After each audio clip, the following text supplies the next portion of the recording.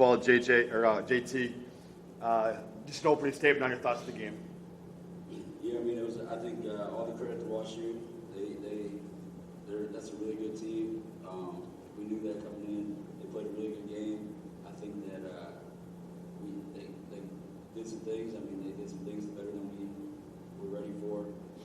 But it's a tough loss, right? It's a tough loss because we know where you're going, but it's a tougher loss because of the people that you leave behind, right? We got 6 guys in there at least that will never get to put on a UWL cross jersey again, and those guys were our leaders, and they did a lot of stuff for this program, and that's the hardest part. And for me as head coach, like it starts with me at the top. So feeling like you let those guys down, it's tough, and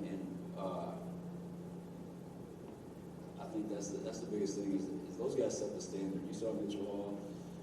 I said it last night, right? I've never seen it like that before, and that's not because of anything but what those guys have done and what the rest of this team has done. And I'm just so proud of this team. I think I'm just very proud of this team. Coach, defensively, obviously they were very tough on you in the second half.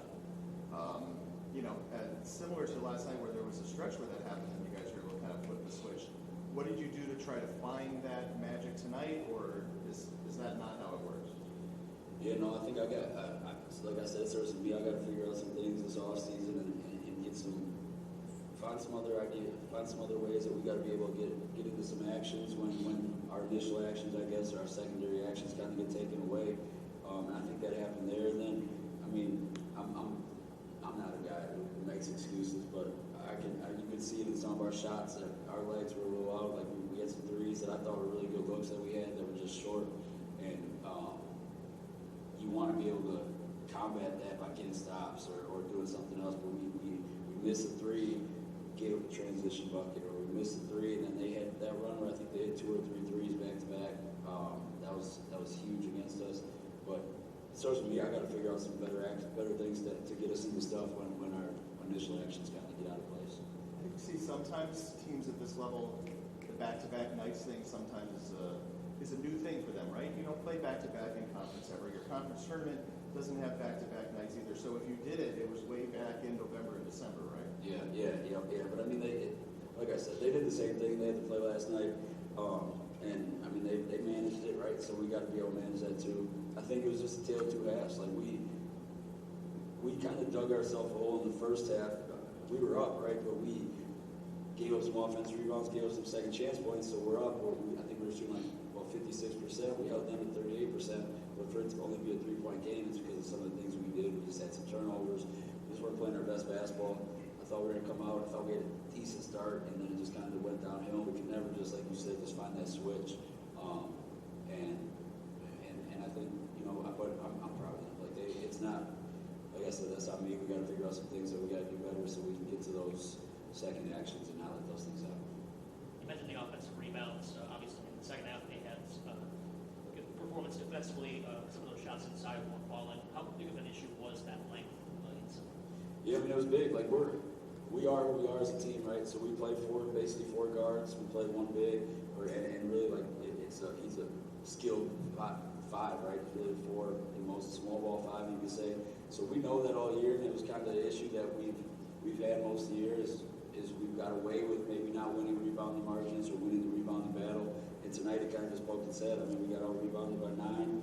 They scored 15 of those points. We lost by 14, right? You cut that in half. You cut some of these turnovers in half. And then I think the biggest thing is that shows is just our game. Like, I think we want to play at a good pace. We didn't really get at that pace tonight. We got the same thing. I got to go in off season and figure out a way for us to get better at that. But 23 fast break points they had to our 2 is tough, and you're not going to win a lot of games that way. So I don't think it was an effort thing on rebounding. Like I truly think, like you said, it's just their length. Like we were hitting bodies, and sometimes we need to have that second or third guy come in to get the ball, and they were just kind of getting over us. But I don't think it was an effort thing, but it was like they were long, and they did a really good job with their length. You break down Sam's performance. It seemed like just obviously the way that he's able to get his shots and get his buckets in numerous ways. Speak to his performance. Yeah. I mean, Sam's really good. I think we know that, and Sam's really good not because of what you guys see that he does on the court, but Sam's in the gym all the time. Like Sam is in the gym in the morning, Sam is in the gym before practice, Sam's in the gym after practice, and Sam, he's an ultra competitor. So like, I think you look at his numbers, like, okay, Sam, you had a pretty good night, he's going to take that, and he's going to want to be in the gym first thing tomorrow morning. Like, we're going to have to keep him out of the gym, because that's just who Sam is. And I think for Sam, he's a sophomore, and I'll be honest, like, I don't know if this is me speaking out of turn, but I think he's going to be one of the best guards in America next year, like, at this level. Like, I don't think, as a junior coming in, there's no reason he shouldn't be a preseason All-American for what he did on this stage, what he did in our league, what he did as a sophomore. He's going to come in and he's going to work in whatever body of work we saw Sam this year. I can promise you he's going to come in next year, and it's going to be an even better body of work just because that's who Sam is. I feel like you're saying that at me. I'll make a note. I know you mentioned there's 6 guys who won't be dressing up again, most likely. You got a bunch of guys who are coming back also. But can I get you, and this is for all 3 of you, just kind of reflect on the ride, getting UW lacrosse to heights that it's never been at in Division III men's basketball, and what you take away from this season. Yeah, Yeah, I mean, I think this is something that we talked about. Like right now, we don't really feel it because we were just so locked in. But it's something that we're definitely going to look back at and just be. I'm just so proud of this whole team because we came together at the right time, but it just wasn't enough from me and from everybody. I mean, we just came up short.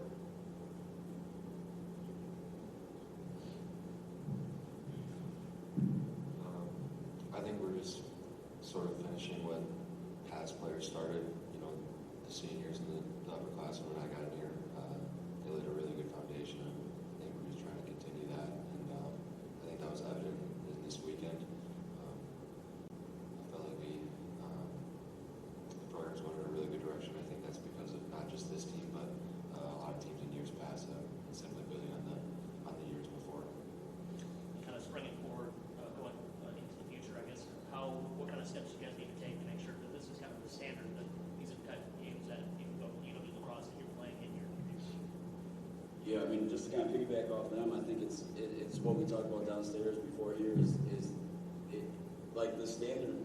I hope we understand the standard's been set, and that's kind of what I told them. Like, this wasn't a one-off where it's like, okay, we had a good magical run. Like, we're trying to put. I mean, these guys, a heck of a run, right? Like, they set a school record in wins. They went to the farthest it's ever been. You got people in Mitchell Hall, right? I mean, that place was packed. I don't know. Some of you guys been longer than me, but I haven't seen that many people. We used to have to try to tell us, hey, we got to bring our own juice at home. You can play off energy when it's crowds like that.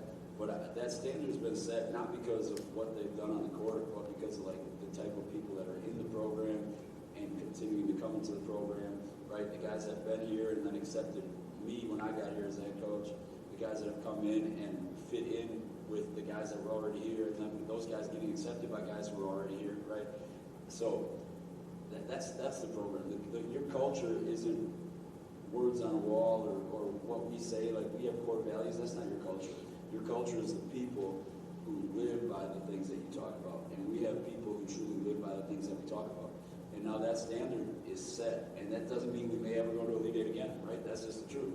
But I can promise you that everything we do from when we start next year, these guys and everybody else will know that standard. They'll know this feeling, but they'll know what it took. And they'll know that maybe there were days, maybe I didn't bring everything this day. Maybe I didn't do everything, I didn't give my all this day. Maybe those caught up to us, right? So these guys set the standard. Our seniors down there set the standard. I mean, there's a lot of tears in that locker room, not because we lost the game. There's a lot of tears in that locker room because some of these guys know that, like, this team will never be together again. And that's what I told them. That was the most fun. This, for myself and our coaching staff, this is my 5th year as head coach. I've been around college basketball now for 15, 16 years. This is the most, one, fun, enjoyable team I've ever been a part of, but 2, like, I was able to learn so much about me as a coach this year through these guys just because of how they are every day. And I don't take that for granted. And I think that's why we do have tears, is because we wanted to be able to spend one more week together. We just wanted to be able to get on a bus and go travel one more time. And we won't be able to do that now, but we'll look back and we'll celebrate this. And we'll be able to look back and we'll get a trophy in Mitchell Hall one day because of what these guys started. Dustin, can you talk a little bit about just that senior group for you when you guys came in, you and JJ came in, and the other freshmen, when you guys were freshmen? These are guys, some of them came in last year as transfers, but then also you got, someone like Will Furman who's been here for 5 years. Can you just talk about that class? Yeah, I mean, to start with Will, he's one of those guys who's quiet, and same thing with Torn, but they just work so hard every day. And I'm just so proud of them because they might not be yelling or talking as much, but they show how the type of person that they are by how hard they work. And all the other guys, Chris and Julian, they came in, we accepted them, they accepted us. They worked so hard for, like Coach said in the locker room, sometimes they wouldn't play and they never complained. They just played so hard. And Mac's such a good leader, and Griff's a good leader. I mean, I just love those guys, and I'm proud of what they built. And I mean, I'm gonna keep trying to build, and we're gonna keep trying to build next year. Thanks, guys.